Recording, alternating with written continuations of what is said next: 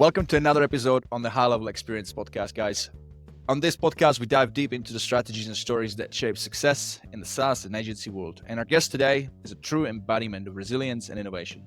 He's not only a business scaling coach and speaker, but also an author, agency owner, and heart surgery survivor who has turned his trials into triumphs. Since 2010, he's been at the helm of a digital marketing agency.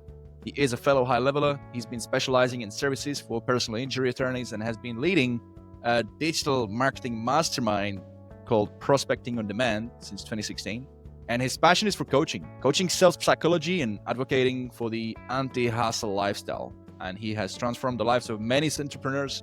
And my only wish today that we're going to be able to transform in some way, shape, or form your life today too. So please give it a round of applause. Please welcome to the show, Alex Schlinsky.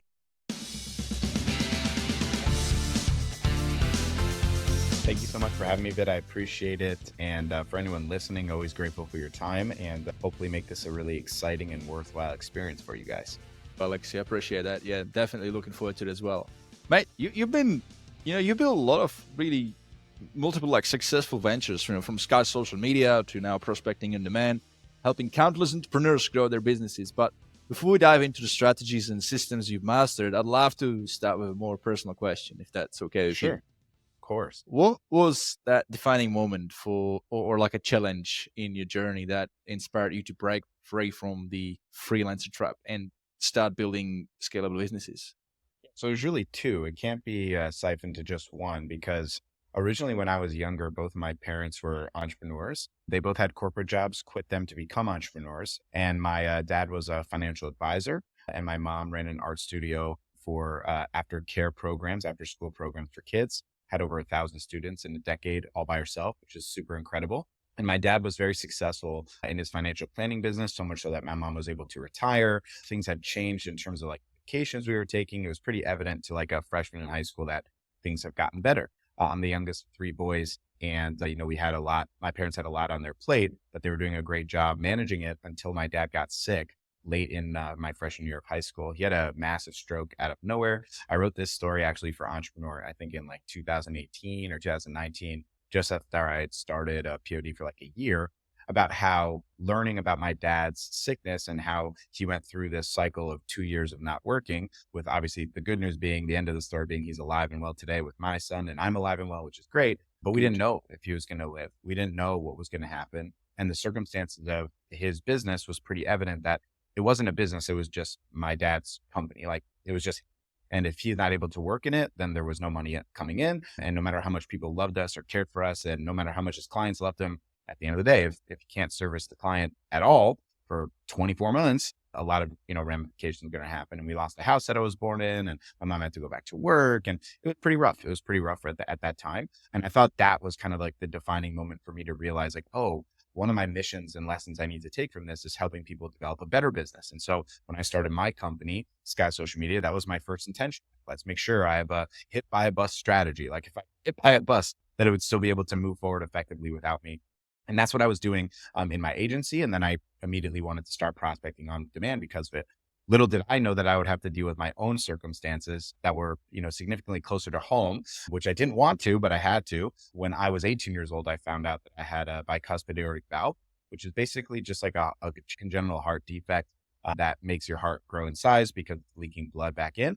And the doctors basically told me I would have to have surgery almost 100% certainty by the time I was 70, but it won't be until I'm later. So I did a test every year for 10 years. On the 11th year, when I was 28 years old, they told me I needed to come back into the office, and they never told me I needed to come back into the office before. So I had a pretty good understanding of what I expected to happen.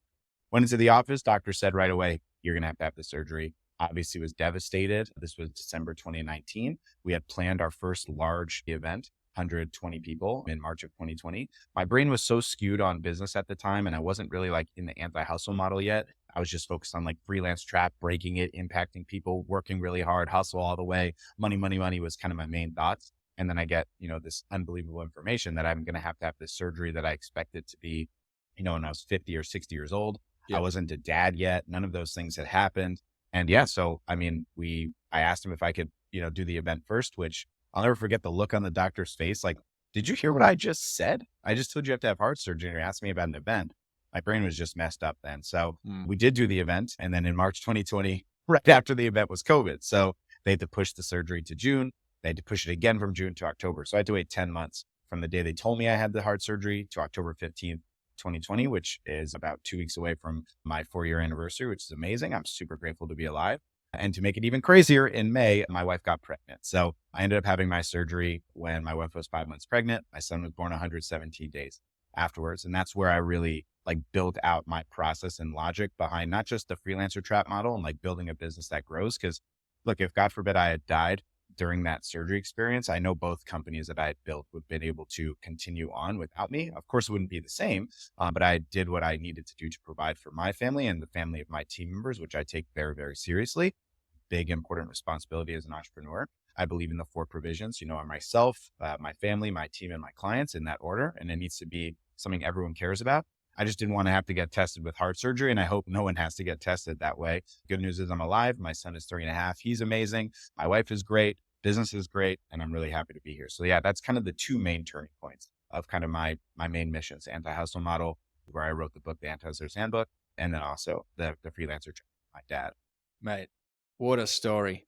And, to have your, waiting for your son while you waiting for that surgery at the same year, that must have been like really intense. Like my son was born 4 years ago, and that was people. Luckily, I'd never had any serious health issues like you had. But when my son was born, we were in Australia, and I was like, time to do something different. Like I don't want to do.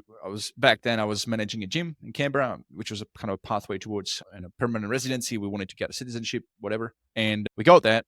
My son was born. I was like, I don't want to work for somebody again. It was just it was means to an end anyway. I want to go back, run my own company again, but I do not want to do it the way I did it before.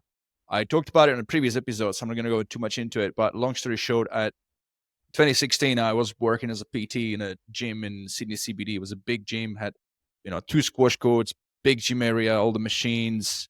Like it was a massive facility, had a 50-meter pool, the whole thing.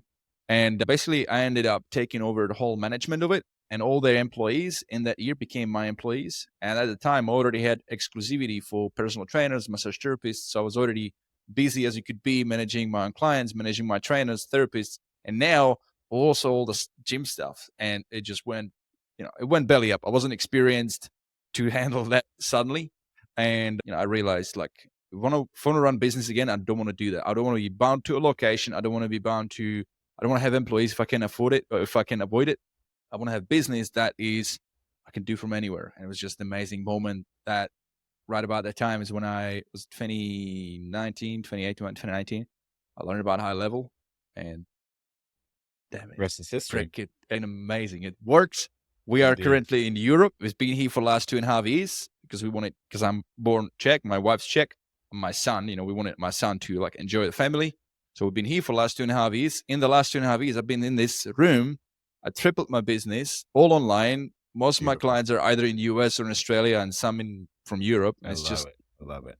It's incredible what you can do. But back to you, because I am really curious. So we got the backstory. Great. But how did you from there decided to go specifically focus on personal injury lawyers?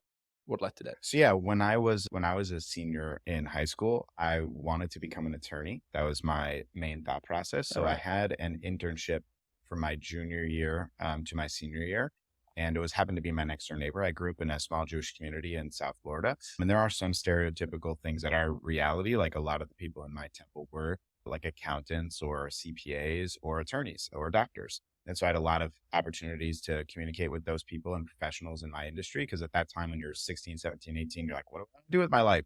Which is such a weird conundrum because like, how are you supposed to know at that time of your life? It's so crazy. And so I thought I would become an attorney. A lot of that has to do with kind of my like regular, skill set when it comes to sales. Like that was kind of the obvious choice. Like let's go into being an attorney. I'm a trial attorney, and I worked with an attorney. First time I ever went into his car, I was all dressed up, ready to go to court, like all excited about my first day as an intern. He's like, why don't you want to become an attorney? And I gave him the old, I want to make a difference in the world and blah, blah, blah, like that whole thing. And he was like, okay, cool. Well, I'm here to break your bubble. Being an attorney is the worst thing in the world. I hate my life. And he just explained to me for like 30 minutes about how absolutely terrible it is being a criminal defense attorney. And I'd never really had anyone speak to me like that before in my life. I grew up in a very like bubble environment, like a lot of affirmation, not a lot of school of hard knocks, right? I'm always very transparent and vulnerable about that. I certainly have had enough school of hard knocks in terms of life experience since, but I'm very grateful for that experience. I grew up in a very safe place, and like a lot of, you could do anything you set your mind to, and you could achieve anything, and no one is smarter than anyone. It's all about hard work, blah, blah, like all of those kind of concepts, like all that stuff was super helpful to me. And then I had this one guy just like hit me with this immense dose of reality of, I'm 45 years old. I don't like the life I'm living in. I'm trapped. I can't really change it. And so here's just a little dose of reality. And I was obviously very, very impressionable back then. I think, again, I was 18 years old. So when I went into school in senior year, it was so confusing because like I was so committed to that idea. And then I changed it over to I'll become a psychologist, which was also really weird. And so what ended up happening was Facebook had just launched business pages at that time. They didn't have ads on the platform yet. And the attorney that I had worked with said, this is going to become a big deal. Like, I'm confident it's going to become a big deal, which he was definitely right. And he asked me to post for him every single day on Facebook and do a constant contact newsletter once a month. I did that, paid me $1,000 a month my entire year, senior year, which was amazing. When I went to college, I asked him if he knew anyone that he went to school with that lived in Orlando, because that's where I went to school, University of Central Florida, go Knights. And yeah, he sent me like 10 people that he knew. And I thought I was going to have to do sales calls. I remember reading like Warren Clough, I think it was Pitch Anything. I think I read that book like in one day on a Saturday for a meeting that I had on Monday. I remember it was an in-person meeting because, this guy, Rick Martindale, knew Lloyd Mankiss, the original attorney that I'd worked with. And I went in and I was like, all ready. I was excited. I was wearing my suit. I was like, I'm going to make this sale for $1,000. And he's like, oh, you're Lloyd's friend, right? Awesome. Like, how much was it? Like, not prepared for that. I was like, oh, it's $1,000. He's like, great, we're ready to go. Tell me what you do. It's already done. Like, the sale is already done. Say, like, you don't have to do sales when it's a referral. It's already done. Did not even know any of that. It was way over my head. I had no clue that was going to be the scenario. It was hilarious. I came back. My wife was like, how did it go? Like, what was it like? I'm like, it was so weird. I didn't even say 5 words before he said we're in. It was so crazy. And that was kind of the same thing that ended up happening with the other 10. So while Shira, my wife, and I were in school at UCF, we were running this side hustle business, this agency, but we didn't even know that it was an agency. We didn't have any paradigm for understanding digital marketing. We didn't understand marketing at all. Neither one of us went to school for that. We didn't know anyone that was doing that. We had no clue that was a thing. And when you don't know that it's a thing at all, there's nothing to like grasp onto to try to get better at it. So we literally went all 4 years of school, ranging anywhere from $7,000 to $15,000 a month, waking up early every single day, probably an hour and a half early before school started to make the posts for every single person, only to realize like after school when I finished that, I didn't want to go back to school because it was exhausting. And I have this money that I'm making from this business and it's been going well for 4 years. But again, I didn't have the paradigm that this is a business or that this is an agency. So I searched like, social posting. And I remember the first time I searched it, I got this insight from this event that they're still doing today called Social Media Marketing World, which is this event in San Diego, but I didn't know anything about that. So I remember watching the virtual event and it just blowing my mind and realizing all the stuff that they're talking about, I've already been doing for 4 years and I didn't know this is a thing. And of course, as soon as you search that, the ads come in, right? And now I'm seeing ads from Dan Henry and Dave Rogan-Moser and Scott Olford and Sam Ovens. Like those were the people back then that I was seeing a lot of these ads for. And I was like blown away by this concept that I had run this business and didn't even know it. So that was the intention. Then like, as soon as my wife graduated, she graduated a year after me. We spent 3 years just developing and building the agency, taking it from a social media marketing offer, which is kind of a nice to have, not a need to have, especially during that time where there was a massive infiltration in the market of advertising. And as advertising came, obviously social reach decreased because it's a pay to play space. So we started learning how to run ads on Google, particularly for PI attorneys, hired some really talented people and was able to scale that extremely successfully to a 7-figure company pretty fast, which is amazing. Huge help, obviously, from Dave Rogan-Moser. Got to give him huge props. Scott Oldford as well. Massive props to him. Could not do it without the coaching that we got. I don't want it to claim like we did it easily or we had no problems. It was not easy. We had plenty of problems, made an infinite amount of mistakes. There's an entire story called The Honeymoon from Hell if we want to talk about that at some point. But in a general sense, like we built it super successfully, and being part of the masterminds, it was just obvious that what I was doing was not the right fit. Like working with attorneys and doing marketing was not what I was meant to do. Impacting people and impacting entrepreneurs and speaking on stage and pouring into human beings and inspiring people and motivating people and helping them get out of their own way, that was just obvious. That's what I had to do. So I worked on it for about 6 months on one-on-one coaching and then developed POD in 2017. And we're about to celebrate our 8th year anniversary of since the day we filed, for our official business prospecting on demand. So pretty amazing journey and super, super grateful for it. So prospecting on demand, I thought it's more of a coaching program that's like an online program, but Yes. you're talking about events here. So I must have missed something. For sure. I've been looking at your It's stuff, both. but Yeah, right. it's both. So we just celebrated, or we're about to celebrate our 8th year anniversary. We just did our 16th live event. 2 of them were virtual because of COVID. So we've done 4 live ones, 2 virtual ones. But we've done 16 events in 8 years, which is just incredible. It's definitely my favorite part of the business. Like I said, I grew up in a religious neighborhood. So like the Sabbath on Saturday is like a very big community thing. Anyone that grew up like religious Christian gets it. Like if you go to church, you see the same people at church every single day. And if you go from the time that you're 4 years old to the time you're, 18 years old, you develop these very deep communal relationships that are like pretty much impossible to create anywhere else. There's other ways to create deep relationships, like college. You create deep relationships when you have your kids go to daycare and you meet other parents because you know that they're going through the same strife as you create deep relationships, but nothing is quite the same as like childhood relationship or religious relationship growing up. It's just not, there's nothing you can curate like that. And so being in that model, like my parents would always have people over for holidays and like every Friday night for dinner and like invite people. That was like the big thing. Like we are like a community family. Like that was how we operate. Like, yes, we have blood family, but these other people are family too. And that's just how I was born and raised. Like you give the shirt off your back to support someone and help someone, like being a good person and supporting other people, because people need broad shoulders. Everyone's carrying something. And if you could carry a little bit of that weight, empathize with another person, you could really make an impact on them. And that's really special and important. And that's really special and important to me too. And something I want to view upon my son and also everyone I speak to and communicate with. Because I think it would be great if we just lived in a world and a society that was maybe a little bit more loving and caring instead of judgmental and mean. And I'm not being sanctimonious. Of course, I've been judgmental and mean, of course, right? But like, it's a good mindset to have to not be that person. That's not actually who I am, even if I act upon that some ways. And so from there, that's why I wanted to make the events business. Obviously, it was not really a feasible thing to do like on a weekly basis because of what you stated before. Like we needed to be in an environment where we could work from anywhere. But when we have this amazing community, the POD family is what we call it. And we only work with 50 people because while everyone else is, trying to go an inch deep and a mile wide and like making all capitalist and I'm going to have 300 clients and I'm going to serve them completely terribly. It's like, no, I want to like really pour into people and make massive impact in their lives. And I can really only do that with like 50 people. And that's more than enough money for me. I'm totally fine with that. I'm good with it. I know when enough is enough, which I think most people just don't. And then they wonder why they're burnt out, stressed all the time. You should buy my book. If you don't, antihustlehandbook.com. But in general, that's why we started doing the events. And the events are the best part of the business by far, like seeing people in person and enjoying the experience. They just go by so fast. It's like 72 hours and we spent 3 months working on it and then it's gone. So always looking forward to the next one. But it's that's the event side. Yeah, events are awesome. I got to say, I was at the HighLevel Up Summit last week and last year in Dallas. And thinking of that, actually, it's happening right now.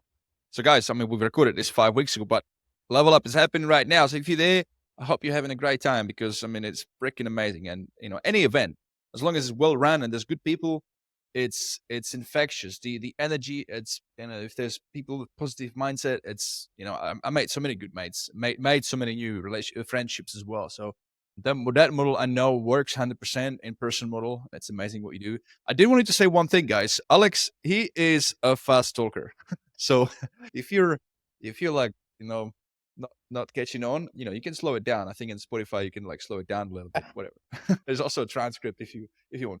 Right. So that's your transition. I'm just going to go back a little bit to how you transition from your agency to prospecting on demand. So do you still run your agencies well, or is it more of you still have it, but you're not really actively in that, or what's the goal? I've been active in my own agency for about 5 years other than doing events. So I go to a lot of events for attorneys because it's by far the best way to generate clients in this industry. And it's just my best skill. So for example, last week I was in, Hollywood, Florida, an event with 25 attorneys that I spoke at. Next week, I'm going to Vegas for a much larger event, a 500 person event where my company is sponsoring like a $50,000 sponsorship. to be there and have 2 booths and the oxygen bar and a speaking slot. And it's a lot of effort and work and money, but ultimately it's just the best way to do it. So that's really the only way that we acquire clients right now, through referrals and through the events, just because like it's easiest, by far easiest way. But outside of that, in terms of day by day, I do nothing. I haven't done anything in the day by day for 2018 probably. So yeah, it's been a while, but it's great. Okay, so let's talk about that. So the way I understand it, so Sky Social is still your business. You're just not involved anymore, and you got a team that runs it That's right. successfully, and you leverage from these events that you go to speak to the lawyers. That's And then you correct. got prospecting with demand, which is centered at us high level owners, SaaSpreneurs, agency owners. That's Guys, correct. I mean, okay, I'm really curious now. I want to talk about this because what you essentially have been able to develop is what we all want. You've got a business that you're not even active and it's working, and you highly leverage it.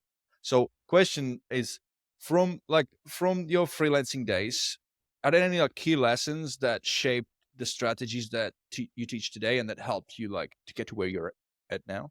Yeah, for sure. I mean, the biggest one is unquestionably like really doubling down on what you're really good at and being okay with delegating what you're not. And I find this to be like a very divisive subject, particularly for like newer entrepreneurs, where it's like you need to invest on learning into the things that you're not good at, which like I think in a general like life sense, I would agree with. Like like there's value to like understanding topics and concepts that you're not necessarily naturally gifted at. Like I'm naturally gifted in sales, but I wanted to become much better. So I invested time and money and energy into becoming exceptional at sales, right? Versus, I was not naturally gifted at ads management. And I did spend some money and time to get better at ads management. But I would see like in the beginning, my lack of understanding was so big, like when I would go to school for statistics, right? As an example, I remember going into the school and I would have friends that would be listening to the teacher talk about statistics. And it's so obvious that they just have a natural understanding. And I didn't have a natural understanding, but I had to become good at it because it's required for the school. In business, you don't have to do that. In life, you don't have to do that. So I tried, but I quickly realized like, there's no possible way that I'm going to become exceptional at this unless I put exorbitant amount of hours that I could have invested into doing something better with my revenue and generating of my time.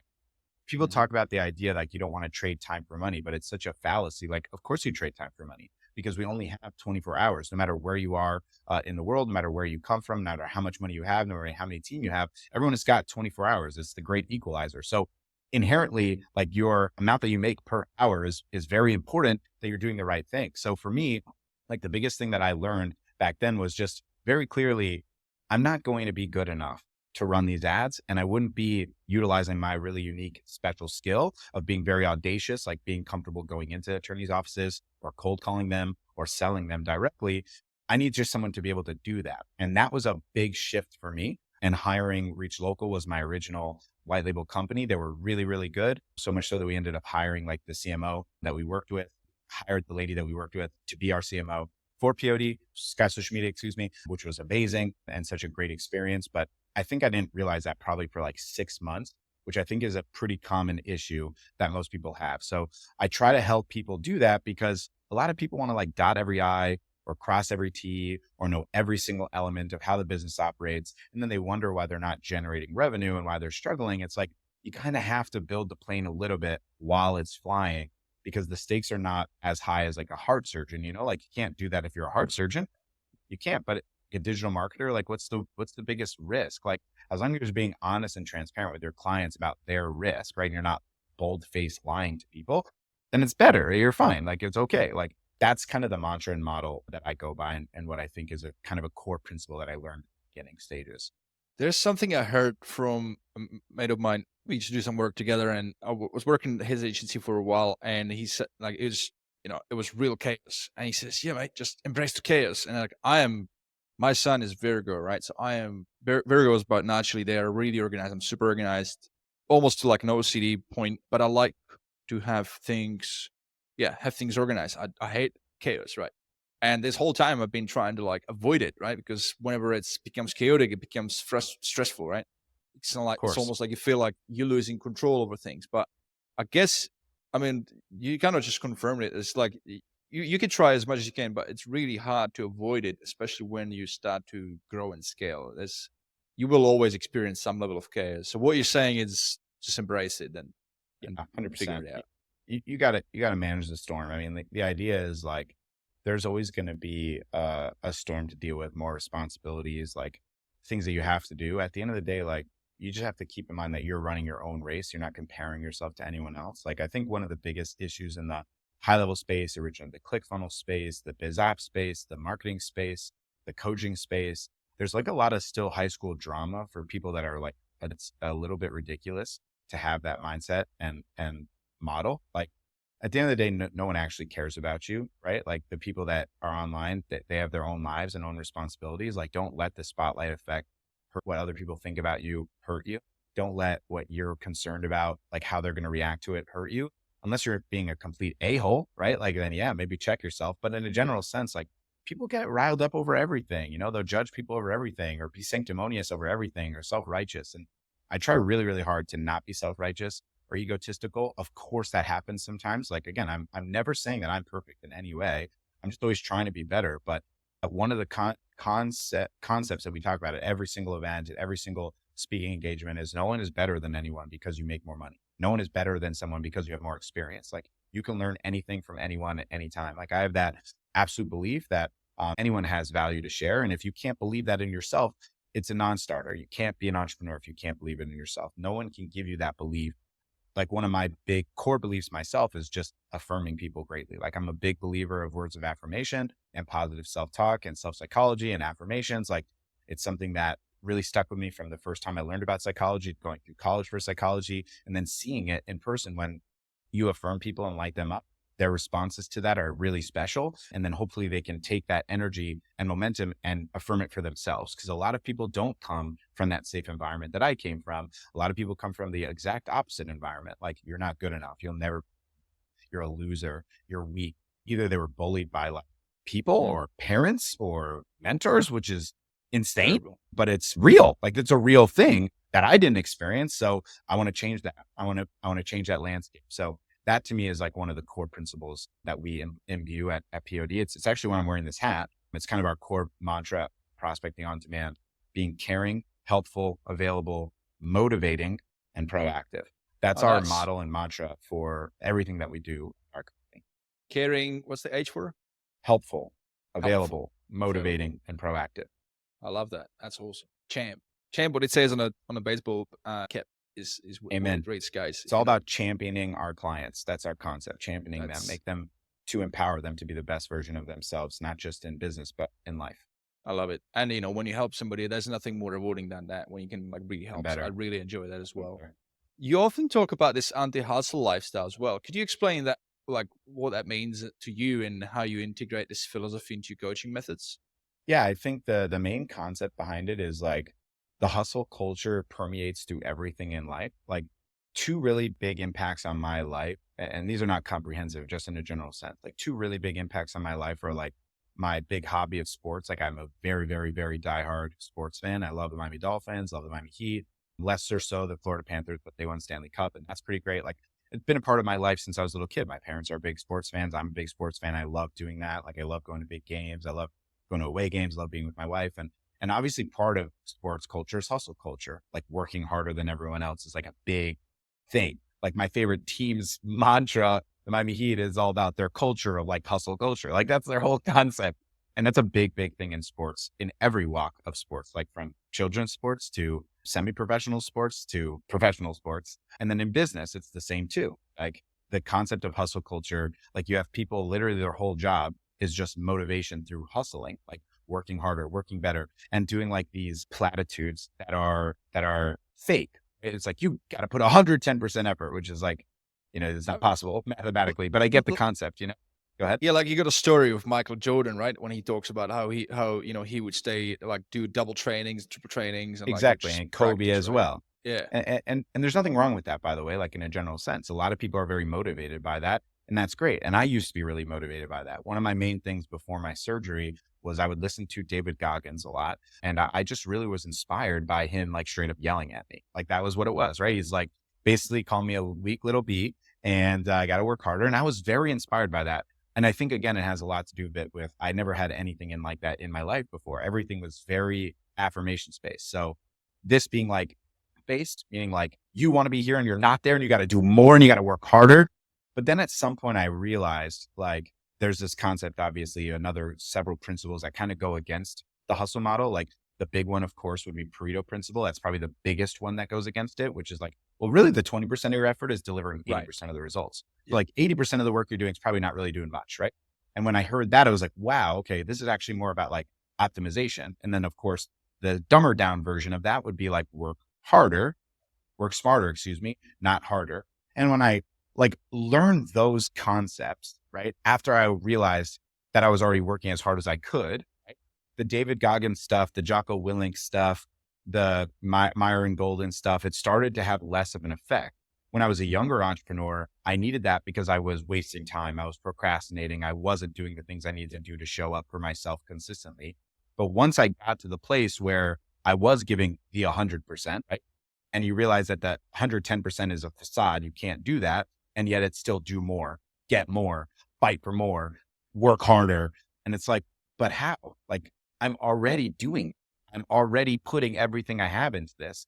And then only to realize what the ramifications of that working harder was. Like the ramifications of hustle culture for Alex Schlinsky personally, and a lot of people that I've spoken to, was an exorbitant amount of anxiety and stress, like panic attack inducing, to the point of like nothing was ever good enough. Didn't matter how much money I made, whatever sale I had, it always had to be the next thing no matter what. Didn't matter what milestone I made, you had to climb the next one. Like, for example, if you climb Mount Everest, right, that physical, grueling, legitimate climb, and then you're like, okay, well, that wasn't good enough. You got to climb Mount Everest ×2, like whatever the next one is. You're like, what? Right? Like one of the ways in sports that I always think about is I'm a big UFC fan. And after, a 5-round incredible championship fight, the guy's eye is like ripped open, his blood hanging off his face, he's bruised everywhere. He's got the championship belt all around him. Joe Rogan's first question, who do you want to fight next? It's like, bro, like, give me a second here, like, how about we celebrate a tiny bit? And I feel like that's super common in the world that we live in. Like you win something, achieve something, it doesn't matter. It's not good enough. You got to do the next one.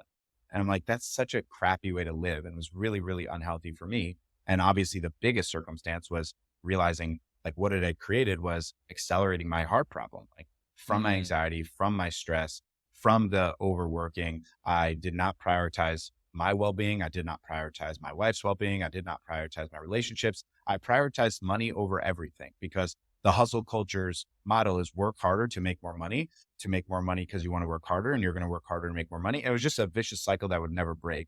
And I never understood the concept of what is enough. I didn't know what I was going to do with it. I was never satisfied. And I don't want to live a life of dissatisfaction, disappointment, anxiety, and stress because like I only get one shot. And especially so after I had my surgery, like not only did I get one shot, I feel like I got another shot. Like people ask me, but they're like, oh, when's your birthday? My birthday's September 4th, but it doesn't really feel like my birthday. Like October 15th really feels like my birthday because it's another chance. You're a dad. And so you get this, like the last thing the surgeon told me, he was like, are you ready when I'm on the bed?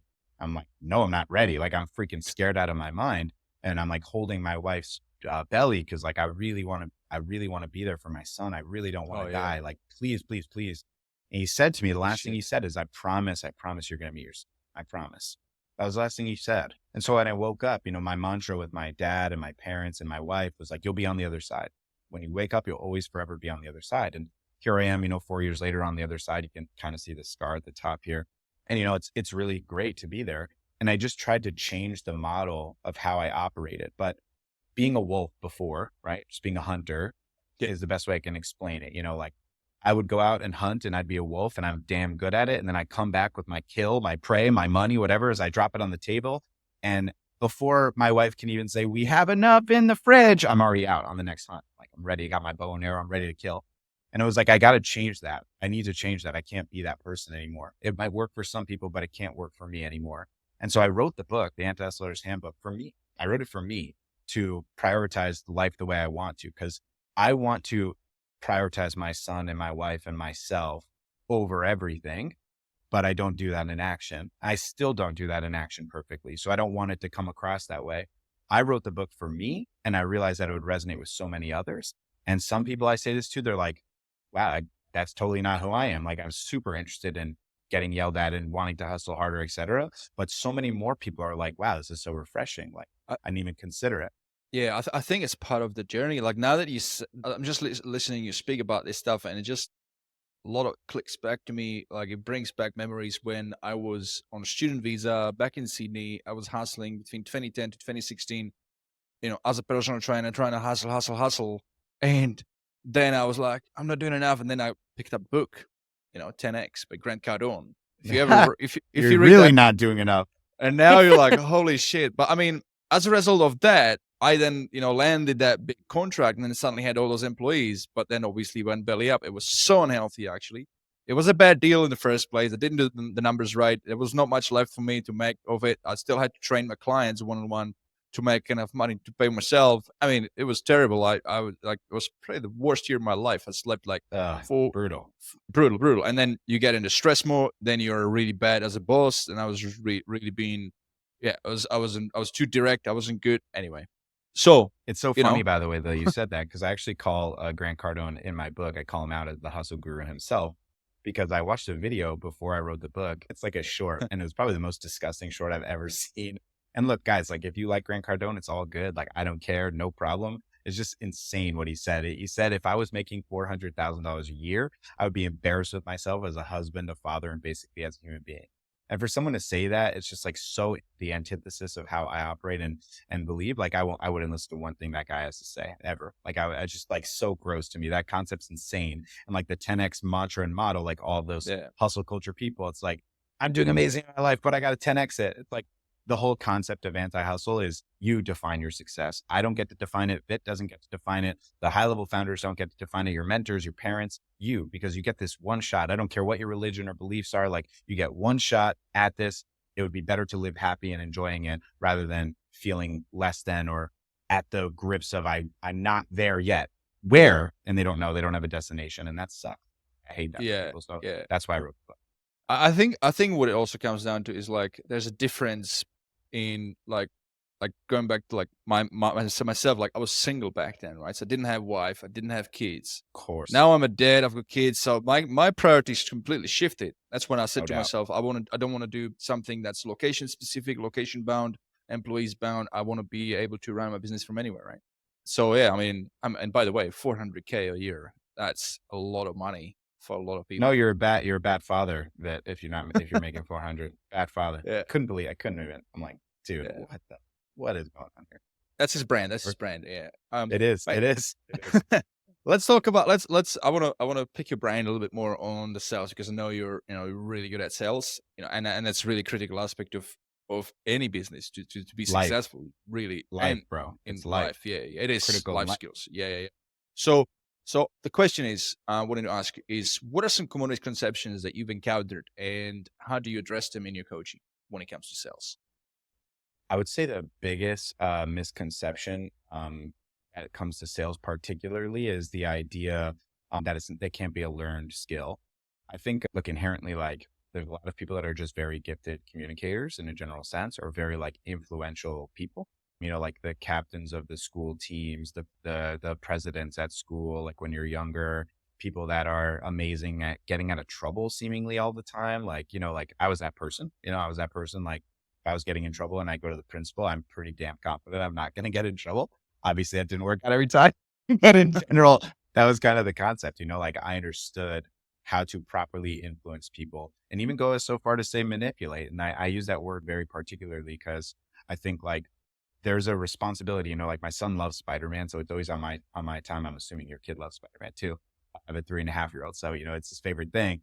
And, obviously the most classic line from Spider-Man is with great power comes great responsibility. And I talk about that concept for salespeople, because in general, like that's what you're doing. You're manipulating and influencing someone to make a decision that is best for them. But that's the key. It has to be best for them, because if you're doing it for your own self-interest, one, you would never want to be manipulated or treated that way. And two, you're going to end up, if you're a good person, feeling really bad about it, And of course I've done that before when I was younger, and realizing like that was a really bad thing to do. And some people don't do it consciously, but they don't know. They're actually thinking that they're manipulating them for the best interest of the prospect. But really what's happening is they're just doing like Olympic level mental gymnastics. Like I'm a superhero and I'm going to save them. And I used to do that a lot in coaching. Like I see all the red flags and I'm blasting right through them because I know I could get the credit card and I know it. That. which is so stupid and so egotistical and so not true. And I've really tried hard to be better at that. But going back to the main point of like the learned skill, you know, a lot of people will say they'll create self-fulfilling prophecies. Like, I'm not good at sales, right? I don't have the natural ability. And some people certainly have a better natural ability. I agree. But I use this frame of reference. You know, when I was growing up, I was very good at school. You know, I graduated cum laude from University of Central Florida, top 10% of my class. And I don't say that as a model to show off. It wasn't because I was naturally smart necessarily. It was because I worked really hard and made a lot of sacrifices for it, which I kind of regret now, whatever these many years later, because my degree didn't mean anything. But in a general sense, you know, like that was just something I was very dedicated to achieving. And in school, there was one subject consistently that I had struggles with, which was math, as I already stated. But I had created a very strong self-fulfilling prophecy for myself since I was a little kid. And a lot of people don't know this. I've only shared this maybe on one podcast, but I was dyslexic growing up. I didn't know how to read until I was like 7 or 8 years old, which is pretty crazy. I didn't know really how to write until I was like 9. And I had special education for that when I was younger. And obviously you get bullied for that, of course, which sucks. But in a general sense, like, you know, look at me now, right? I wrote a book and look at the success I've had, obviously, and I'm very grateful for that. But I didn't learn the necessary lesson then, which was if you put your mind to it and you put in the effort, I mean, you don't give up, you can achieve it. Cause I never remember, at least, you know, I was 7 and 8 and 9 years old, but I don't remember being like, I'm not good at this, I can't do it. I remember being affirmed a lot by my special education teacher. Shout out Ms. Allie Raderman. I actually reached out to her like 20 years later to thank her, and it was really cool. But you know, I remember being affirmed a lot, like, you can do this, slow it down, you can handle it, right? Because it's a lot of one-to-one time. But with math, I never really had that time. And so my mindset and paradigm and identity around math was, I'm not good enough. I can't do this. And I never had anyone, my parents, my brothers, my mentors, my tutors, my teachers, ever say like, don't say that. You can do this. Because what you're doing is, like, when you play guitar, you create a callus in your hand that makes it easier to not bleed like over time. It's the same thing in your mind. You create a callus, like you've created an identity that you're not good at this thing. So you're starting at a deficit. And this is so common in sales, so common. I'm not good at it. I suck at it. I don't close well. And it's like, well, the more that you say that, the stronger likelihood is that you're not going to be good at it. And then they're going to delegate that thing, right? The thing is, though, with sales, it's like, it's not like advertising, like we were talking about before, that you should delegate. Sales is the concept of understanding how to influence decisions in a general sense in a world that has an infinite, basically, amount of decisions every single day, both conscious and unconscious, like how I'm going to spend my time, what I'm going to wear, what I'm going to eat, who I'm going to see. Like, there's so many conscious and unconscious decisions, big ones and small ones. Anytime someone's having a conversation with you, there's going to be some level of decision that's being made, whether it's financial or otherwise. And if you are especially in business trying to get a financial decision made, the most common decision in life in general is indecision. It's procrastination. It's the pushing off of a decision. It's hey, can you do the cat litter? I'll do it later. It's, hey, can you pick up the, thing from the post office? I'll do it later. It's, hey, should you buy this, Google Ads product? I'll buy it later. I'll think about it. Right? And so if you don't know how to influence decisions and you don't practice that consistently, either by reading books, listening to podcasts, investing into yourself, coaching, practicing, and you start off with the mindset of, I'm not good enough, you're never going to be good enough, right? And this goes way beyond just business. Like, learning how to influence people properly and ethically is very, very important, but it starts with your own self-belief. You have to believe that you have the capability of it. And so one simple thing any human being can do to become better at selling is just stop saying that you're not good at it. That's it. Simple, very simple. And it's not just for sales.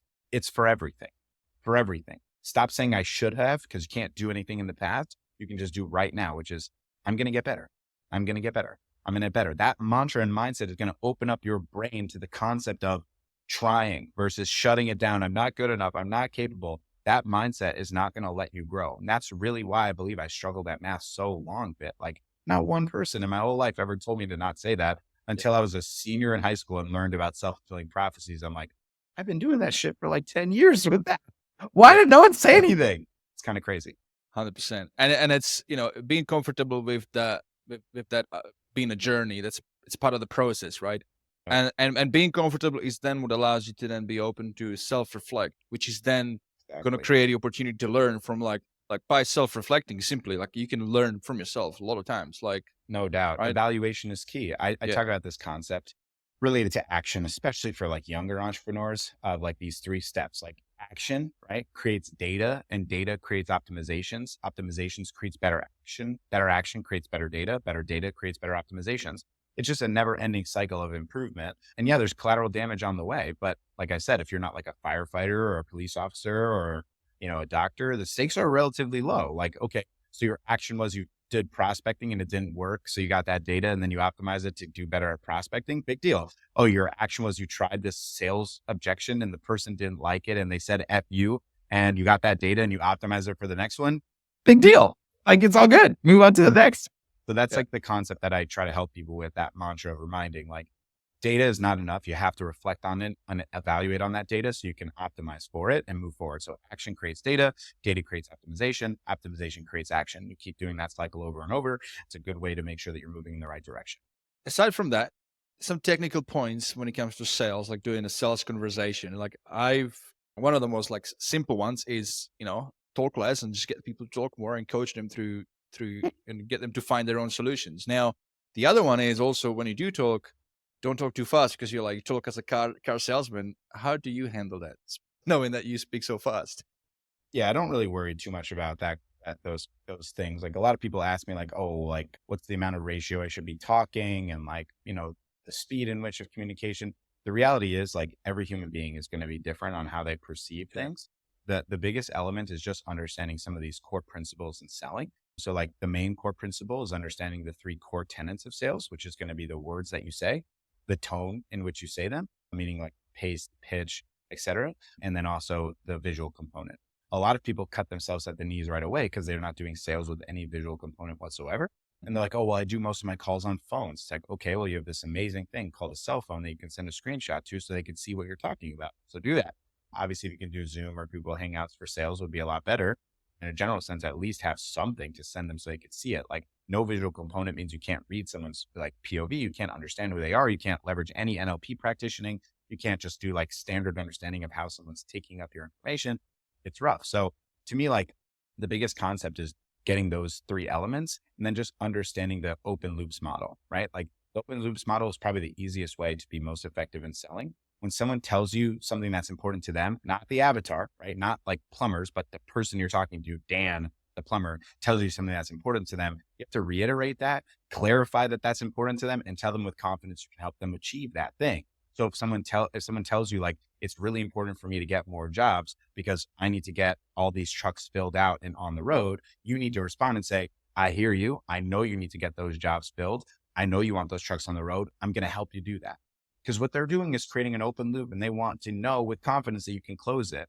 The biggest problem with that consistently is people aren't actually listening to their prospects. They're just listening to the avatar, and they're like, I already know what they're going to say. I already know their problems. I know their issues. It's like, in a general sense, you do, but that also, is inappropriate to the reality that you're talking to a human being. And that human being, probably falls into some similar models. Like, of course, Vit, when I talk to a agency owner or a person that uses HighLevel for their SaaS agency, I have a pretty good understanding of, what they're going through, but they also have some unique things about them that make them special, that if I don't understand their drive, their purpose, what they're struggling with particularly, and curate it specific to that person, then my offer will never actually work. It will never be effective. And again, this is of course for one-to-one selling or one-to-many selling in terms of webinars. But in general, like, if you don't get those concepts, you're going to have a really hard time being successful in selling. So I don't worry about like how much I spoke versus how much they spoke, as long as I'm ensuring we're understanding what they specifically want and how we can confidently, ethically achieve that thing. And if we can, then this is the most important thing I'll say in the whole podcast for anyone. You have to tell them to buy. You got to tell them. Can't ask them. This is probably the biggest problem that I see in sales today, which is just, what do you think, Vit? Like, how do you, like, do you want to do it? At the end of the day, you just, it's like you give them a chance to say no. Yeah. You want to prescribe not even a no. Like, the most uncommon response is a no. The most common response is maybe, which is the anything that's not a yes or no, which is like, I need to think about it. Let me talk to my partner. Can you send me a proposal? I have to do this other calls. Well, like, anything that's not a yes or no falls into the maybe category, because that's what life is in general. The maybe category. Like, what do you want to have for dinner, babe? I don't know. What do you want to have? Like, most people don't want to make decisions. They want decisions made for them because there's so many decisions they're required to make every single day, consciously and unconsciously. If you are the expert, right, and you are doing things with ethics and confidence and doing appropriate understanding of where this person is, where they want to go, what the challenges they have, and how fast they want to go from where they are now to where they want to be, right? This is what I call the 4Ws. If you do that framework properly and you feel confident that you can help them, you've got to tell them. And the best way that I explained it is for my heart surgery. I got 3 opinions. The first opinion said I have to do the surgery. Second opinion said you could wait, which was devastating to hear. It's such a crazy and terrible experience to have one doctor say you need to have surgery and another one say, well, you could wait. It's awful. It's just a really bad thing because these are 2 experts. How am I supposed to know? Like, you're the eyes of the experts. Why do you disagree? And then the third one said, you need to do surgery. So I was like, okay, fine. So now I have 3 doctors' opinions. Now I got to go get surgeon opinion. So the first surgeon I go to and I'm like, can you tell me why I should work with you? He's like, well, I've been doing it for a long time and I am confident I can help you be good. Very like kind of laissez-faire, not any way like selling me. And I was like, we left the office and I just didn't feel it. I didn't feel very good about it. We went to the next doctor. I remember it was a Zoom call, like, cause it was telehealth because of COVID, which sucks. So we're doing the call, my wife and I, and, we're listening to the doctor and I asked him, look, like, that sounds weird, but like, I'm a salesperson. I'd really love for you to sell me why I should work with you to be my surgeon. And he said, Alex, I have a son that's 25 years old. If he had this problem, I would be telling him to have this exact surgery. And ultimately, without a shadow of a doubt, this is what I'm an expert at. It's what I've been doing for, 30 years of my career. You're going to be fine. You're going to be safe. You will meet your child. We need to get this done immediately and I'll take care of you. Sold. It was just so obvious. It was just so obvious that it was like, well, obviously I'm just going to work with you. No doubt. And the reality is this guy was 20 years older than the other doctor. And we were nervous about that for sure. And I'm very grateful to Dr. Joseph Boyer, who ended up doing the surgery, and super grateful to be alive. And in a general sense, like I needed to be sold because how the hell am I supposed to choose? Right. I'm certain that if I chose the other guy, Vit, I would also be fine. Right. But it's like, I need someone to tell me. And that's what happens when you're selling SaaS or agencies. It's like, these people have spoken to 50 versions of you, Vit or Alex. They've probably been burned before by other companies and they don't know how to decide. So if you're like, what do you think? Well, the reality is the majority of the people probably think, I don't know. That's what they probably think. So when you say you tell them what to do, are you a fan of just telling them directly that one clear path, or are you a fan of like giving them like A/B option? Definitely not A/B options. Let's do that framework right now. I'll help you a bunch. So this is really, really important. I'm going to ask you a question. Do you want a Snickers, Vit? Not right now. How many options did I give you? Oh, just one. Yeah. So how many options can you respond to though? You could say yes. You could say no. You could say maybe, right? So I gave you 3 potential responses. Let's do another example. Do you want a Snickers or do you want a Twix? Neither. Oh, maybe Okay. Maybe Twix. Okay. So how many options did I give you? Yeah, 2. Don't worry the answer. 2. Okay. So I gave you 2. So it's actually 6 potential responses though. You could say yes, no, maybe to Snickers. Yes, no, maybe to Twix. But here's really the main piece. The calculus, the undefinable arithmetic that's really challenging here is the compare and contrast. The compare and contrast is where decisions go to die, particularly, especially if you're offering a SaaS product, because at the end of the day, they do not know. They only know what they want is the result. So again, to clarify this, if a toilet breaks at your house, Vit, what do you want the plumber to do? Do you know and care if he's using his hand, a snake, or a vacuum? Are you sure you don't want to know the difference between the vacuum osmosis 7500 and the vacuum growth mode 9500? You sure you don't want to know the features? Yeah, definitely not. This is the problem that people do in sales. It's like, I just want the result. So when they say, I want to get 20 more jobs per month, and you're like, well, we could do this or we could do this. Not only does that undermine your expertise because you're not coming across as confident, you're doing the same thing as the doctor, right? How are are they supposed to know? They don't know. They just want the result. So you got to tell one option and tell them with confidence why. Something like this: 3, 2, 1. Look, Vit, everything you told me today, I'm extremely confident you need to go with our growth plan. That model is going to get you the 20 additional jobs that you need every single month. ensuring that you can have a more scalable and predictable business so that you can put the jobs on the road, make sure your team and families are fed, and make sure you are getting more money in your pocket. I'm the best in the world at this. I know you've been through this before, but this is what you need to do. This is the right bit. It's a $2,500 a month investment. We really need to get started now, man. This is what you've been missing. Give yourself and give me this shot so we can get the result you want. And just, you don't need to do, what do you think about it? Whatever. They're going to tell you what they think anyways. They're going to tell you. That was strong, man. Like I was all like, how do I pay? That was That's solid. The model. People just got to practice that. I call it the tell to sell method. You just got to practice that. But go ahead. I was already hearing people like, yeah, but he's good at it. So like, yeah, but you got to practice it.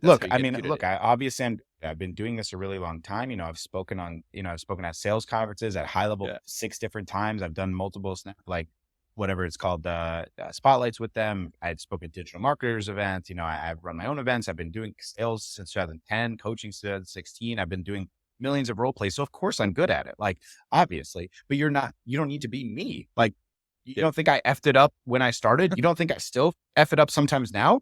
Of course. It's business. I'm not perfect in any way at all. Right? I don't always practice what I preach perfectly. I don't do every single thing perfectly. I'm not fully disciplined and 100% perfect. Like, that's a facade. No one does that perfectly. No one does anything perfect. The biggest thing is just trying to create consistency to the best of your ability. Showing up is not 100% every time. It's like one day you're at 40, then at 80, then 100, then 20, then 80, then 70, then 100. That's what it looks like. So that the average ideally is like, I'm at 85% or 90% pretty consistently. If you can just continue to raise your ceiling, like your average show up, meaning like the most effective version of yourself, that's a win. But like to expect that your show up rate or your effectiveness rate is 100% every day, it's like, what are we talking about here? That's impossible. Like, it's impossible. Give yourself some freaking grace. Oh my gosh, like give yourself some grace and some little bit of, love, man. So I try to help people with that too. Like, just practice. Okay. So you've shared a lot of wisdom on the sales just now. Now, in order to do the sales, in order to have the opportunity to have that sales conversation, you need to have a lead in the first place. Right?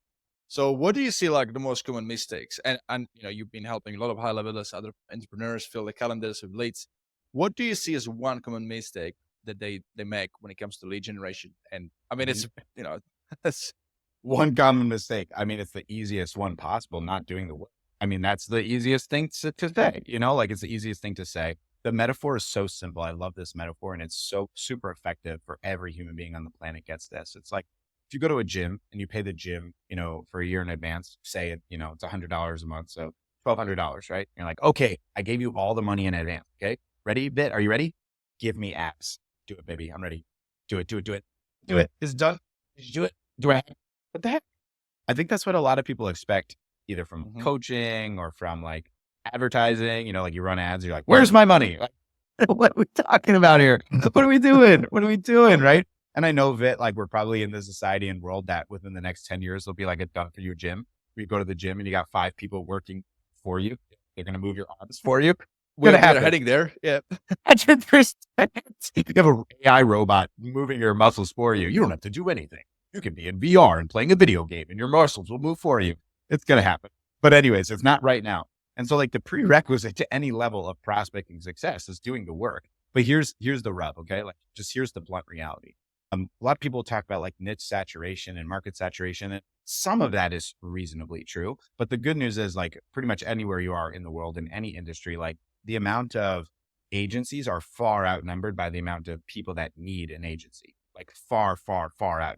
Meaning the amount of chiropractors that need marketing services far outnumber the amount of marketing agencies that work with chiropractors. And so there's always going to be demand and opportunity. And yes, plenty of people have a much bigger advantage than you, whether it's referrals or Dream 100 partners or significantly more financial capability or investing into events or whatever it may be, right? But in the general sense, like there's a reason why hard work beats talent is like a big platitude. And most people just don't do the work. They just don't do it. They don't do the work. And I used to look down upon them, honestly. And I'll be frank on this. I get really frustrated because I care so much about client success and client experience because I've had bad experiences and I don't want that for people. I want people to leave my program if they leave, and I want them to feel like you guys are amazing. you did everything you said we would do, and I appreciate it. Whenever variables are outside our control, but as long as I do what we said we were going to do, I feel good about that because I want to be a person of ethics. And you'd have people pay us and then they don't do anything. And then they'll leave and be like, it's all on me. Like, you guys are amazing. And I'm like, I just don't get it. Like, why? But then a few years ago, I bought a course to get more speaking gigs, and it was $10,000, and I never opened the course once. Mm-hmm. And I realized like what happened. Like, I got excited about the webinar and I said I would put in the time, but I wasn't disciplined, put in the time. And I did the thing that I was so upset so many clients of mine did. And I started to get it, like, priorities shift, things are change fast. People are sometimes undisciplined. I'm not the most disciplined person. And I learned from that pretty heftily. One, because like I didn't want to lose that 10K. And two, like, now I can operate my business more effectively through transparency and making sure people are going to commit to understanding what the work is, that the money is the easy part of the investment, like all those considerations. And same thing for anything I invest to for myself or my team. Like, I'm going to actually have the commitment like on my calendar and make sure I do it. Otherwise I won't do it. And so like the biggest thing is do the work. That's one. The second is the unfortunate reality. Any outbound strategy is just a very needle in the haystack model. Any outbound strategy, cold email, cold calling, LinkedIn prospecting, social media prospecting, all of them are needles in the haystack. They can work, but they have to work at immense volume, and there is zero predictability ever. You can have an amazing LinkedIn prospecting system for the ideal niche, and you get 25 responses the first month and 4 clients, and then 5 responses the next month and 0 clients. There's just no predictability. Only scalable, consistent model for growth in the agency and SaaS space is advertising. It's the only model. It's the only thing that consistently works. There, of course, are other very effective things as well. Like, most people will not do this, but go in person, hugely valuable.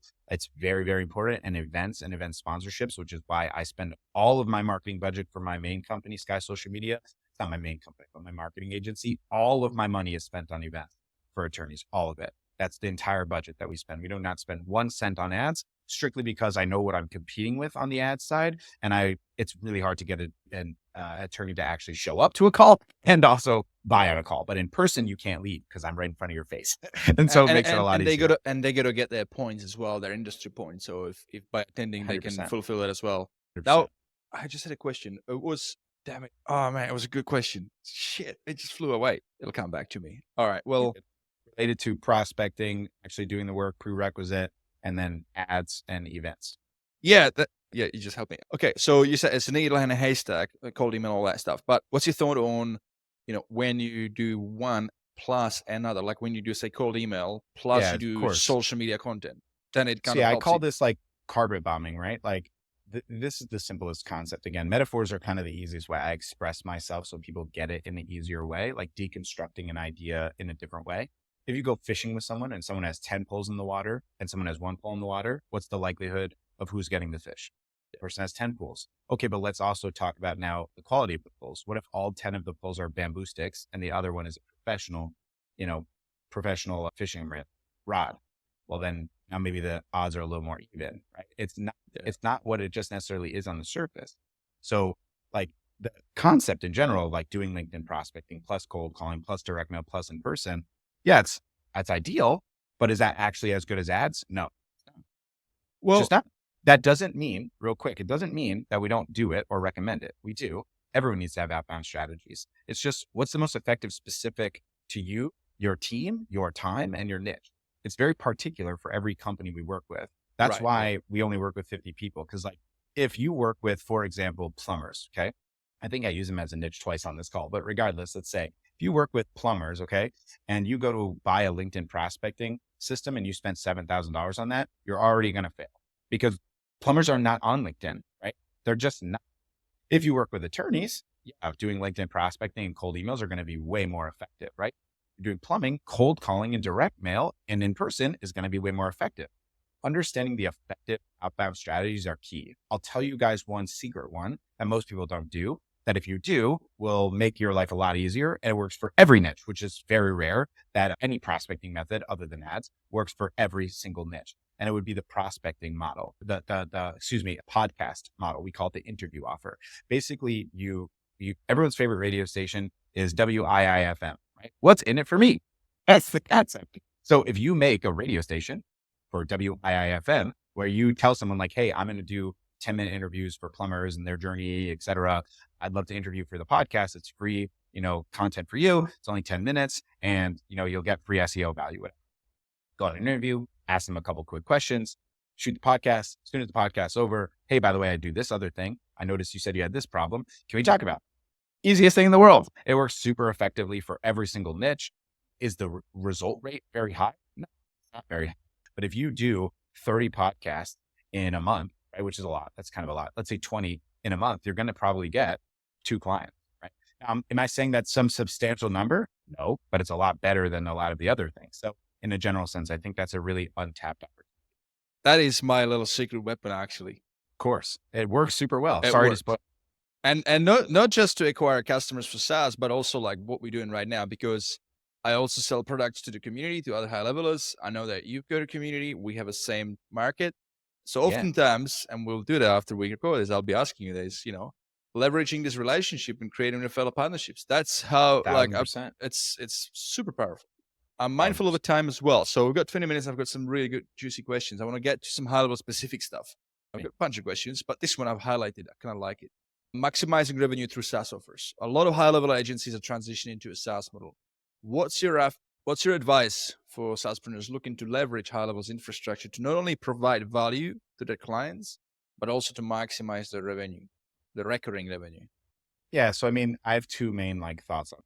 The first would be if you can do a SaaS offer, I would do that. We call it a SPA offer, just like as a sexy way to frame it, strategic partner agency, where you have SaaS stickiness and you have a lead generation offer. That's the most effective way because that means you'll have a higher ticket solution. So instead of it being $300, it'd be $2,000.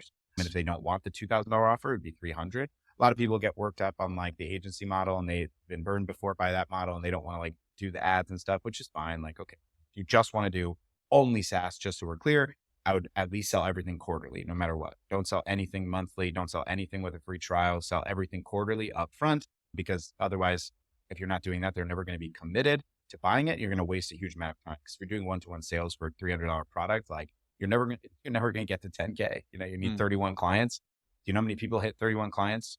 This amount, super, super, super, super small. Most people don't achieve it. So if you want to do that, make sure that they're paying you in advance and explain to them on the call, look, dude, if you buy a month, you're going to go for the first week and not do anything. If you're committed for 3 months, you're actually going to do something and set it up and get the result from it. My win is not getting you to become a client.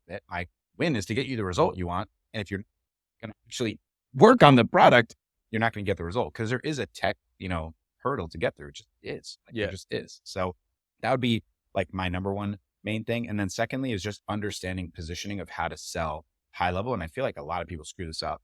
They're trying to sell features. Like we said, no one cares about that. You don't care about the Hydro Vacuum 7500 versus 9500. You don't care about the growth or starter plant because again, you don't want to confuse them. You don't want to, give them options. You want to simplify it. So the easiest way to do it is understanding the concept of maximizing opportunities versus leveraging new ones. So I'll share this really valuable insight that I think you'll appreciate a lot. Were you part of the funnels model? And no, you came from high level. Okay, cool. So you'll appreciate this. I kind of break down the marketing industry into 3 eras. I'm certainly not saying this is comprehensive by any means, but it's just kind of how my brain works, right? There's the OG internet boom, right? Where com era, where there was no biz op opportunity. This was all traditional media companies that do radio advertising, television advertising, traditional advertising, direct mail. And they're whoa, we can make money now through online marketing. And that would be, of course, websites and SEO were kind of the original pricing models, right? And this is probably early 90s, late 80s, early 90s, up until probably 2000-ish, 2005-ish. And all these traditional businesses started offering their clients, make a website. But no one had any prerequisite understanding of how much to charge. So it was Wild West. You could charge $10,000 for a website. You could charge $1,000 for a website. It was random. Same thing for SEO. Then became the biz op area. And that was really probably started by ClickFunnels came in and basically said, you need 0 barrier of entry. You need 0 skills. You do not have to have a business degree. You don't have to have any MBA, masters, right? You don't need to know anything. All you have to do is sign up for ClickFunnels and sell funnels to businesses. And now it changed the landscape drastically. Literally hundreds of thousands, if not more than that, millions of people came into this network and model, realizing this new business, which is where I came into it on the ClickFunnels side. and started selling marketing services where like traditional media, you had to go to school for that and like have degrees. And now you come to the realization, just like the same format with the hydro vacuum, that they don't care. The attorneys you're hiring don't really care if you have an MBA or if you're someone that has street smarts. The only thing they care about is the result, period, which is very bad, obviously, for traditional media that just went to school for 7 years to build this out, right? It's kind of shitty. That was a really strong model for a while, but everything was high ticket, right? It was all $3,000, $5,000, $7,000, big front setup fees for the website funnels and for the follow-ups, and then an ongoing management fee for advertising. And then HighLevel came in. HighLevel, before doing the SaaS model, was just a tech stack simplifier. Like my tech stack for POD and Sky Social before HighLevel was probably like $1,200, $1,800 a month. And then HighLevel's like, you can do all that for $100. You're like, wow.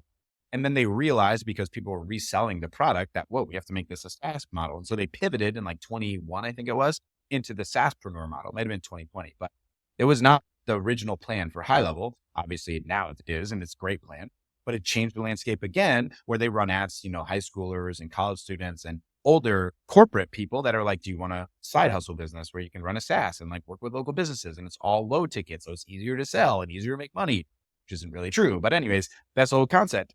And so now think of it from the average consumer's perspective, not from the people in our bubble bit, not the people that understand HighLevel, but the standard Joe, the regular attorney, the regular plumber, the regular CPA, the regular, chiropractor.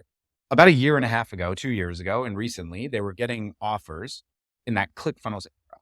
It was HighLevel too, because HighLevel copied their exact funnel builder, right? But in a general sense, like, pay me $3,000 a month or $5,000 a month and I'll run ads for you.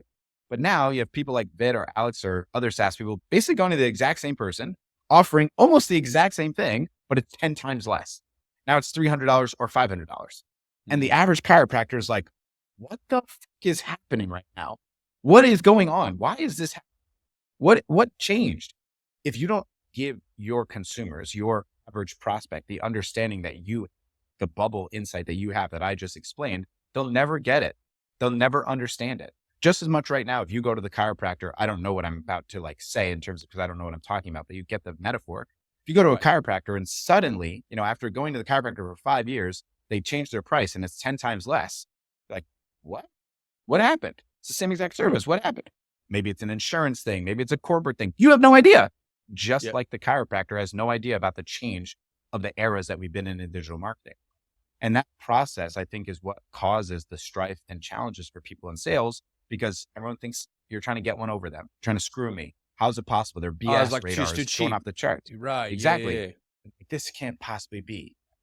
It's just because you're not expressing that to them. So if you understand this model and you can explain that well, not only can you sell $300 or $500 products, but ideally you could sell quarterly products, or most ideally selling a lead gen solution, the product. So you can do both, maximizing current opportunities, which is what HighLevel is, right? Capture, nurture, close. That's the whole concept, because they're not capturing everything. They got a leaky bucket, and then create new opportunities. So the big thing that I coach people on Vit is being, hey, look, when you go to a prospect, tell them that what you're going to help them do first before creating new opportunities is you're going to prove the worth to them, lowering their risk, lowering their investment by capturing all opportunities. If they have 100 opportunities per month and they're only capturing currently 30 of them, you want to help them catch 80 of them, right? You're not going to catch 100%, no matter what. Never going to happen. You're going to catch 80 of them, and probably missed call text back, and probably going to be website chat widgets, probably going to be a review campaign, and it's probably going to be like AI sales, 24/7 salesperson, right? If you do that first for $300 and make them pay $700 or $800 for the quarter up front, you can then tell them on the call, I'm not here to offer you a $2,000 or $4,000 offer that normally you're getting. I'll do that once I prove that I can make you the money from here. So your risk is a lot less, and they'll probably buy from you because of it. And that's the model. That's the model that I'm very passionate about, because my thing is selling systems. So I created this modular thing. So it's like 10 systems. They call it profit roadmap. So you install one.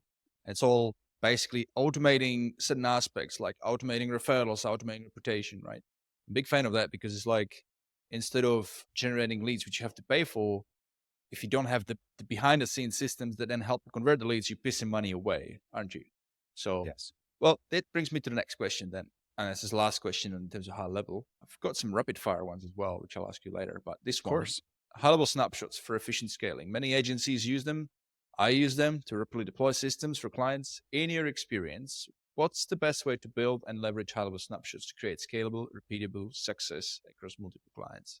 The work's already done for you. I mean, that's definitely the thing. At this point, like the infiltration of the amount of people in the high level market and space is so immense that like pretty much any snapshot or thing that you want to build, it's already been built, right? It's already been built. Yeah. Question is, can you get it for a reasonable price? And the truth is, like, a lot of people in the high level space don't understand IP or intellectual property, and they don't understand the concept of like the amount of effort and work they put into something, and they don't know how to maximize the effort and work they put into something. So you build out this like incredible gym snapshot that helps like them with memberships and review campaigns and birthday campaigns. You build all this stuff, took a bunch of hours, and you're going to sell that for like $5,000. Someone that's capable in the right capable hands could take that 5,000 initial investment, basically have an entire business in a box, tweak a few things, and then go make a $50,000 a month company from that. So there's a lot of people that just really price their snapshots super low. Look, I'm not throwing stones. I get why it's understandable, but in a general sense, like I would never be making a snapshot at this point. Like, and I was starting, like if I had finances, I would never do it. I would find it. I would go search the group, and the best thing, most underutilized tool is the Facebook group search function. I don't post in the group because I don't want to get 5 billion DMs something. Anytime I want to ask something, I'm almost certain someone's asked it already. I'll go search it. Someone asked it 2 years ago. I'll message that person. What'd you end up going with? Now I have their hindsight. I already know what they went with. So it makes it a lot easier. I try really hard not to do it. I posted maybe like a year ago, Vit, of an ask. Forget what it was. I don't even remember something. Bro, I think I have like 100 DMs. No joke. Like 100 DMs. I can do it for you. This price, this thing. I'm like, oh, it's impossible. Just like normal with that many choices. Do you think I worked with anyone? Did not choose one person. Too overwhelming. I was like, I'm not doing Too this. much, yeah. And it's very effective. I use it all the time. And there's also a nice little filter, like show me the most recent and all that. Yes, I love that. Cool. I love that. And you can also, good job, Facebook. Do like, good job, Meta. Yeah, it's really cool. Mate, you ready for some rapid fire questions? There's really Always. short, quick questions about high level. What about high level originally grabbed your attention? Was there a specific feature or a problem you were trying to solve? Yeah, I would say it was the tech stack change. So like the calendar and then the pipeline, because I was using like Calendly plus Pipedrive, and that alone I think was like $300, and then just together it was $100. And then on top of that, with my email list, because I used ActiveCampaign. So those were like my three main things: ActiveCampaign, Pipedrive, and Calendly. All of those were nixed right away, which was, I don't remember how much, but I think like $400 or $500 to $100. And I was like, well, this is great. And that's how it started. That's a no-brainer. What new high-level feature or a digital marketing tool are you most excited about right now, and why? I like the prospecting tool. I think that's a pretty cool, like, newer feature that they have. I think the paid add-on one, the premium one. Yeah. Basically, like you can show someone like an audit of their business, and they used to have that like from Reach Local way back in the day that I would use with attorneys, like having some physical piece. The only thing that's not great about it is the amount of like options it provides, but you can customize it, which is pretty cool. And just a reminder, if you use it, like don't use it to berate people. No one's going to want to work with you if you're like, you're an idiot for doing all these things. How stupid are you? You want to work with me? Because that's what the tool inherently is going to say. Like they already know they're not doing everything perfectly, right? So like give them some kudos and tell them some things that are not great, and then you can help them. Don't just make it all about this is bad and this is bad and this is bad and this is bad, and I can solve all of it. Do you want me to? Like, no, you're a jerk and I hate you. Don't forget that. It's a big misconception and problem in sales. I use a lot GT metrics to show the client comparison where the client's website was like performance before and then after I tweaked it, because it's like always gets better. And sometimes it's just a simple fact that you move them over to a better server and incorporate CDN, and suddenly like instant boost, right? I wish they had that as well, like an ability to compare before you started and after. Question 3. What are you looking forward to the most in future high-level feature releases, and why? What's coming up? Nothing. I don't ever look at any of that stuff. I like, it's just really not my thing. Like, like I try to stay focused on what I'm excellent at. I have an entire team on my staff for POD and Sky Social that are the high-level experts, because the features create confusion. Like the features as it currently is, right? You can make 100 different 7-figure companies with it. So I'm like the opposite of interested in that. Like that's like super not something I care about. If they end up making something that catches my eye, then I'll take a look at it for sure. But the big one I was waiting for last year, and they finally did it, was PandaDoc was the last tech stack we had. And then they added the contract feature to HighLevel. So it was nice to say, au revoir, Doc. That was my really shitty French accent. Nice. Alex, mate, let's wrap it up. You've shared some amazing insights with us today, but before we wrap it up, I know our listeners would love to hear more about your prospecting on demand coaching program. Can you Sure. give them a quick overview of what they can expect? Yeah. So, I mean, the simplest way I can explain prospecting on demand is white glove mentorship and guidance. We break everything down into the four core components of running and scaling every business. No matter what you run, no matter what business it is, it always comes down to these same four pieces. It's going to be your offer, which is the foundational element of your business and how you differentiate yourself in the market when there's a lot of offers that are all the same. And the reality is they are all the same. And then secondly is going to be prospecting, right? Making sure you can actually generate opportunities. Third is sales, which converts the prospects into clients. And then fourth is fulfillment, so delivering upon the promises that you've sold. The big thing that we focus on is wherever the current agency or SaaS is, we're going to help on the piece that they need the most support on. So if they already have a really good offer and a really good prospecting engine, but need help with sales, we'll work on it. If they're starting from scratch, basically, we'll work on all four. But the concept is like, we are not going to let anyone work with us if they're not going to sell something that they believe in, and they're not going to sell something that can actually help people. The core prerequisite of our company is working with people that actually care about others and want to make a difference, because that's our responsibility. We go a mile deep with all of our clients and an inch wide. We only work with 40 agencies at a time. We work with the whole company, not just the individual owner. So we work with your SDRs, we work with your salespeople, we work with your operations managers, because that's the way to run a better business. And I don't know how to support people at that scale without doing it this way. There's other great programs that have a lot of people. It's just not how we operate and how I ever want to operate. I want to pour into people, because one of my main sales closes, and the thing I tell everyone as authentically as I can, is right before I take the credit card, anytime someone says they're going to start working with us, I tell them two very important things. Reminder of what the real investment is, not the money, it's the effort and time that's required to get the result that you've committed to, right? And then number two is the job starts now. Yes, when we take the credit card, obviously we're going to be happy. We're excited. We got a new client, but the job's not done. Okay, we closed Vit. How do we go find the next one? That's the opposite of what we do. The next step is, how do we make sure we're going to make this client win? And that's the mindset and mantra we have for every single person we work with, because we take that seriously. If you're giving us your two most valuable assets, your time and your money, we take that seriously. And you should take that seriously when you're on the other side of the fence, which inherently you will be if you're selling any product. Care about the people you work with, care about the results you put in, try to give yourself grace, knowing that there's only certain variables you can control. And again, action creates data. Data creates optimization. Optimization creates better action. And that's the mantra and model that we go by in POD. That's how we operate. I love it. Guys, I hope you've been taking notes.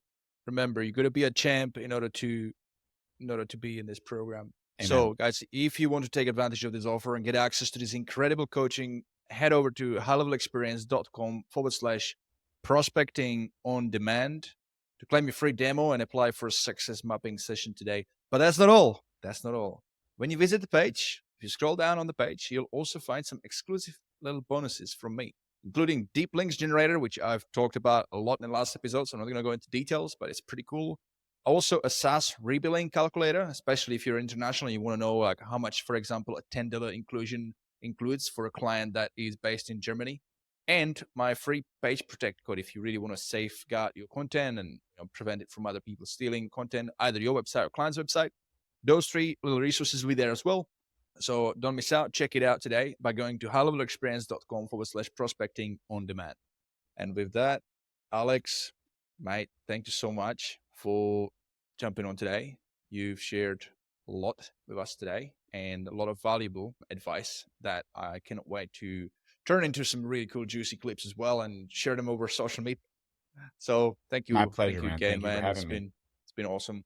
And I look forward to catch up with you next year when I'm in Dallas for Level Up Summit and potentially at your pot if I can squeeze in and get in there. So Nice. I'll talk to you about that. I've got some plans for next year.